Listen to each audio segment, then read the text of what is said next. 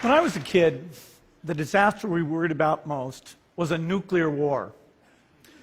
That's why we had a barrel like this down in our basement, filled with cans of food and water.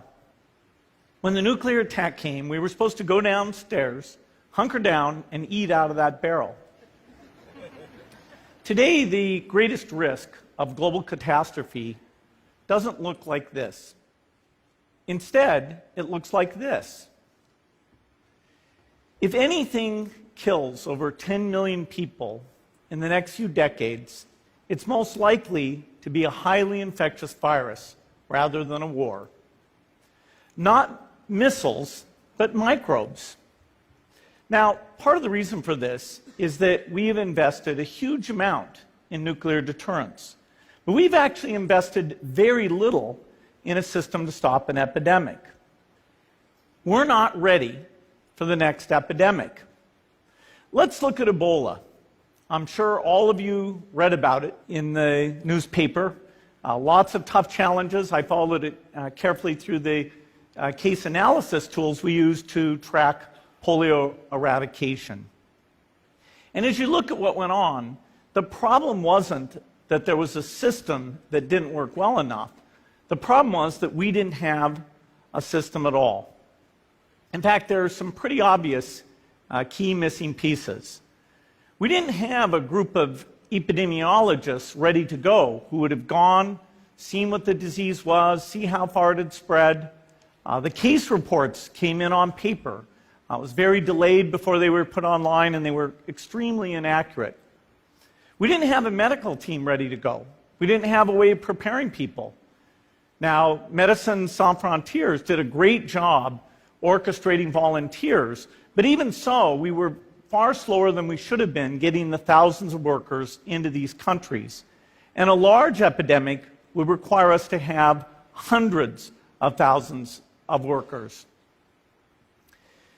There was no one there to look at treatment approaches, no one to look at the diagnostics, no one to figure out what tools should be used.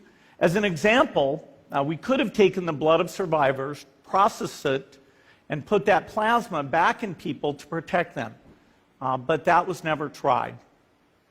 So there was a lot that was missing, and these things are really a global failure. The WHO is funded to monitor epidemics, but not to do these things I talked about.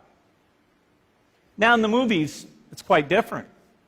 There's a group of handsome epidemiologists ready to go. They move in, they save the day, but that's just pure Hollywood. The failure to prepare could allow the next epidemic to be dramatically more devastating than Ebola. Let's look at the progression of Ebola over this year. About 10,000 people died, and nearly all were in the 3 West African countries. There's 3 reasons why it didn't spread more. The first is there was a lot of heroic work by the health workers. They found the people and they prevented more infections. The second is the nature of the virus. Ebola does not spread through the air. And by the time you're contagious, most people are so sick that they're bedridden. Third, it didn't get into many urban areas, and that was just luck. If it had gotten into a lot more urban areas, the case numbers would have been much larger. So next time, we might not be so lucky. You can have a virus where people feel well enough while they're infectious that they get on a plane or they go to a market. The source of the virus could be a natural epidemic like Ebola, or it could be bioterrorism. And so there are things that would literally make things 1,000 times worse. In fact, let's look at a model of a virus spread through the air like the Spanish flu back in 1918. So here's what would happen. It would spread throughout the world very, very quickly.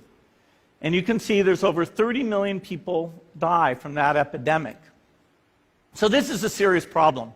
We should be concerned. But in fact, we can build a really good response system. We have the benefits of all the science and technology that we talk about here. We've got cell phones to get information from the public and get information out to them.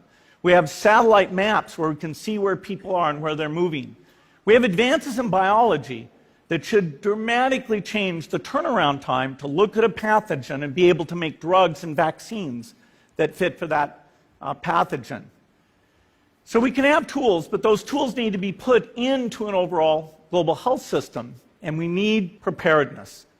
The best lessons, I think, on how to get prepared are, again, what we do for war. For soldiers, we have full-time waiting to go. We have reserves that can scale us up to large numbers. NATO has a mobile unit that can deploy very rapidly. NATO does a lot of war games to check, are people well trained? Do they understand about fuel and logistics and the same radio frequencies? So they are absolutely ready to go. So those are the kinds of things we need to deal with an epidemic. What are the key pieces? First is we need strong health systems in poor countries. That's where mothers can give birth safely, kids can get all their vaccines, but also where we'll see the outbreak very early on. We need a medical reserve corps, lots of people who've got the training and background who are ready to go with the expertise. And then we need to pair those medical people with the military, taking advantage of the military's ability to move fast, do logistics, and secure areas. We need to do simulations, germ games, not war games, so that we see where the holes are. The last time a germ game was done in the United States was back in 2001, and it didn't go so well. So far, the score is germs 1, people 0. Finally, we need lots of advanced R&D in areas of vaccines and diagnostics. There are some big breakthroughs, like adeno-associated virus, that could work very, very quickly. Now, I don't have an exact budget for what this would cost, but I'm quite sure it's very modest compared to the potential harm. The World Bank estimates that if we have a worldwide flu epidemic, global wealth will go down by over $3 trillion, and we'd have millions and millions of deaths. These investments offer significant benefits beyond just being ready for the epidemic. The primary health care, the R&D, those things would reduce global health equity and make the world more just as well as more safe. So I think this should absolutely be a priority. There's no need to panic. We don't have to hoard cans of spaghetti or go down into the basement. But we need to get going because time is not on our side. In fact, if there's one positive thing that can come out of the Ebola epidemic, it's that it can serve as an early warning, a wake-up call to get ready.